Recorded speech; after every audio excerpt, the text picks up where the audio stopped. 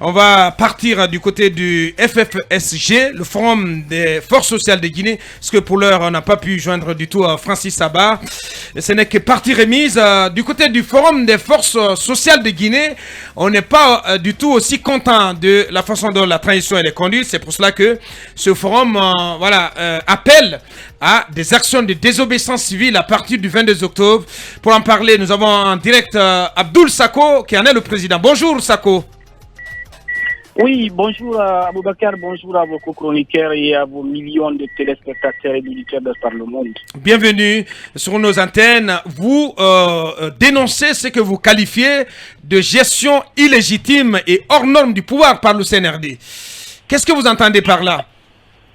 Très bien, nous entendons simplement par là, et pendant une période de transition, j'espère que ça ne sert à rien de rappeler que les autorités ne sont pas des autorités légitimes, hors normes. La transition voudrait vraiment qu'il y ait une certaine pédagogie qui permet en lieu et place de la force, de la violence, du musellement, des libertés, qu'il y ait une pédagogie d'échange.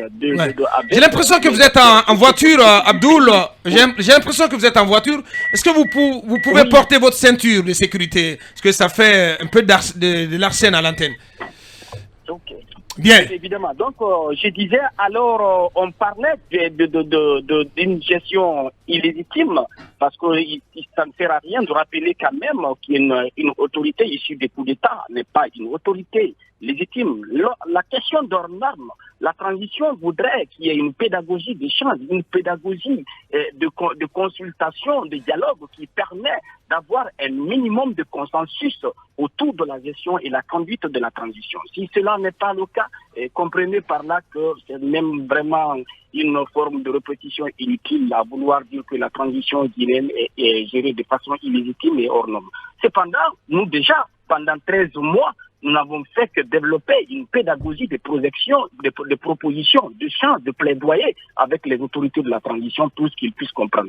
Mais de toute évidence, ce que nous avons compris, c'est que les autorités de la transition, avec tout le confort et les privilèges liés à la gestion du pouvoir, ont préféré jouer à la diversion en courant gagnant. Donc vous n'avez pas du tout l'impression d'être écouté. Non, pas du tout. Nous avons fait des échanges, nous avons fait des propositions. Des dénonciations également, oui. Nous avons fait des dénonciations en tant qu'acteurs de la société civile. Voilà les approches que nous développons. Oui, mais Abdoul Sako. Aujourd'hui en Guinée, oui. Oui, mais Abdoul Sako, mais que dites-vous aujourd'hui de dialogue politique qui va s'ouvrir à partir du 20 octobre? Il y a un collège de facilitatrices donc, qui a été mis en place, les consultations ont commencé, il y a quand même une ouverture d'esprit, une ouverture... Et le président, voilà. le président Doumbouya, dans son adresse à la nation à la veille du 2 octobre, a dit que le CNRD tend une main fraternelle à tous les acteurs nationaux. Bon Dieu. Au jour d'aujourd'hui, je pense qu'en Guinée, on a pris l'approche suivante. Il faut plutôt victimiser le coupable et criminaliser la victime. De toute évidence, nous avons entendu dans ce pays depuis 13 mois que des discours. Ça a été gênant aujourd'hui pour tous qui ont une possibilité d'expression sur l'espace public. D'être gênés qu'après 13 mois, nous sommes incapables, nos autorités sont incapables de nous dire où va la transition. Et mieux encore, à chaque approche d'un sommet de la CEDEAO, le CNRD nous a offert cette stratégie de diversion qui consiste à faire semblant de travailler. Combien de fois cela est fait? Une fois encore, ayons le courage de dire que le CNRD n'a ni la volonté et moins encore la compétence aujourd'hui de nous sortir de cette situation. Voilà qui est bien dit.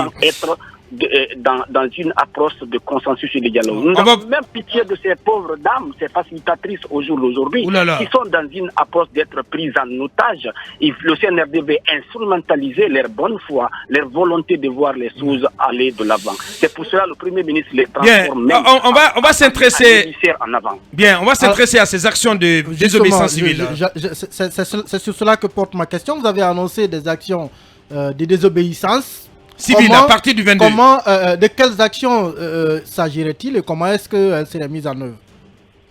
Très bien.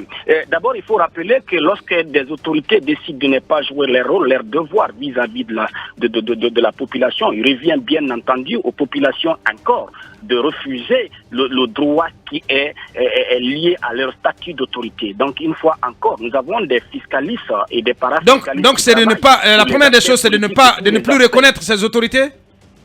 Mais dis donc, bien entendu, à partir de là, nous estimons que les autorités refusent de jouer leur rôle vis-à-vis de nous, nous sécuriser.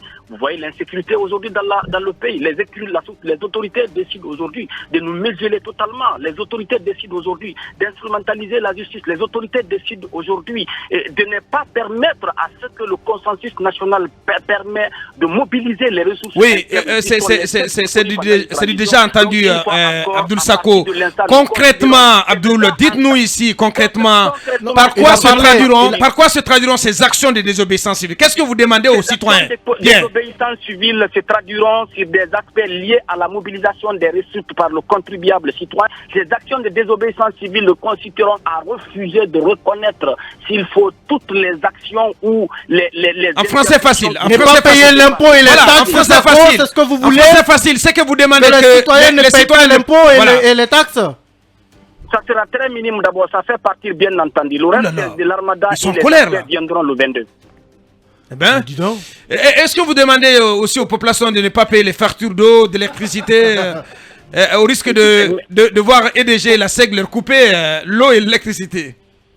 Vous allez voir comment ça va venir. Les DG et la SEG seront suffisamment avertis et savoir que gérer, ce n'est pas seulement de la force des muscles et encore de vivre dans le confort sur le dos des populations, mais c'est dire encore aux populations comment les recettes sont mobilisées, une fois que comment sont utilisées. Et bon Dieu, le CNRD qui a été incapable de nous vous avez adressé aussi un message clair. Vous avez voulu aussi, Abdoul, c'est la dernière question. Vous avez voulu aussi envoyer un message clair aux partenaires de la Guinée. Qu'est-ce que vous leur demandez? Qu'est-ce que vous attendez d'eux?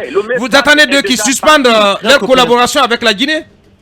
Bien entendu, le message est déjà passé. Je vous dis, aujourd'hui, sans bruit ni tintamarre, ça fait déjà plus de 3 semaines. Nous travaillons avec les institutions financières internationales, mais aussi les partenaires bi et multilatéraux de la Guinée sur ces aspects. Nous les démontrons quels sont les risques qu'ils encourent. Si toutefois, ils continuent d'accompagner une transition qui ne va pas dans la logique des normes, dans la logique de l'intérêt supérieur de la nation, s'ils s'évertuent à cela, nous avons envoyé une première étape de mise en garde. La suite, maintenant, nous travaillons effectivement avec sans tintamarre ni bruit, et sur ce encore nous les mettons en garde parce qu'au sort voilà tous ceux qui seront mis s'il faut dans la logique de travailler contre le pays, nous allons vraiment porter plainte contre eux parce que les gens doivent arrêter de considérer la transition comme une période d'engraissement par excellence. Eh bien, voilà qui est dit, hein, ça n'est terminé. Il nous explique à vous dire merci Abdoul Sako, merci pour cette prise de parole chez nous ce matin. On voit que la tension monte d'un cran dans les rangs du Forum des forces sociales de Guinée. Et la suite, on la verra avec Abdoul Sako. À partir du 21 octobre, on va l'inviter carrément dans ce studio. Malheureusement, ça n'est terminé. On est déjà au-delà du temps qui nous est imparti. Merci Abdou Mohamed Alpha. Merci. Très pertinent. C'est la première fois que je découvre. Garçon très très pertinent, très intelligent. Merci à tous nos sortants de CESTI. Yaya Baldé, Emmanuel Milmouno. Merci aussi à tous les autres. Voilà, les chroniqueurs traditionnels. Ça n'est terminé. Lundi, on se reprend avec toute l'équipe A, avec Talibé Barry et les autres. Bon week-end chez vous. Vous avez Radar, la grande messe de l'investigation journalistique, la plus grande tribune politique de la Guinée. Avec Aboubacar Diallo, Talibé Barry, Mamadou Ouri Diallo, Akoumba Diallo, Kabinet Fofana, Mohamed Kaba, Ibrahima Lincoln Souma, Mamadou Diambaldé.